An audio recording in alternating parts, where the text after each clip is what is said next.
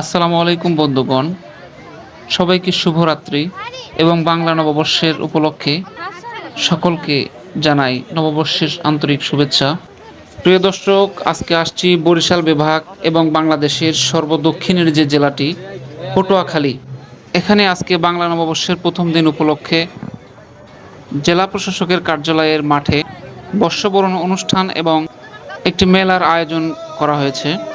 তো মেলায় এসে দেখতে পাচ্ছি হরেক রকম জিনিসপত্রের দোকান, বিশেষ করে মহিলাদের কসমেটিক্স, প্রসাধনী এবং অলংকারপত্রের দোকান। তো আজকে মেলায় এসে আমার মনে পড়ে গেল আমার জন্মস্থান বগুড়া জেলায় মহাস্থানগড় নামক একটি জায়গায় এই পয়লা বৈশাখ উপলক্ষে অনেক জাঁকজমকপূর্ণ অনুষ্ঠান করা হয়।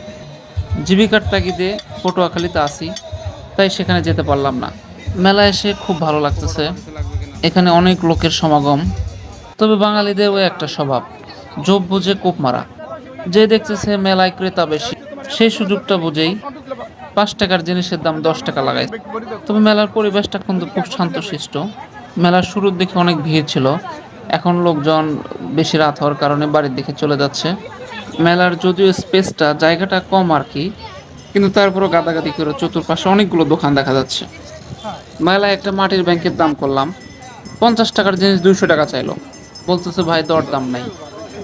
আমার মনে হয় বাঙালিদের ঐতিহ্য, এই পহেলা বৈশাখ, এই বাঙালির সংস্কৃতিকে যেন কখনো ভুলে না যায়। পটুয়াখালীবাসী এই বাংলা নববর্ষকে এইভাবে সাদরে গ্রহণ এবং উল্লাসিতভাবে পালন করার জন্য আন্তরিকভাবে ধন্যবাদ জানাই। বছরের শুরুটা যেমন ভালো দিয়ে হলো, তেমনি প্রত্যেকটা দিনই সবার ভালো কাটুক এই প্রত্যাশায় থাকলাম। আবারও সকলকে আন্তরিকভাবে ধন্যবাদ। আসসালামু আলাইকুম।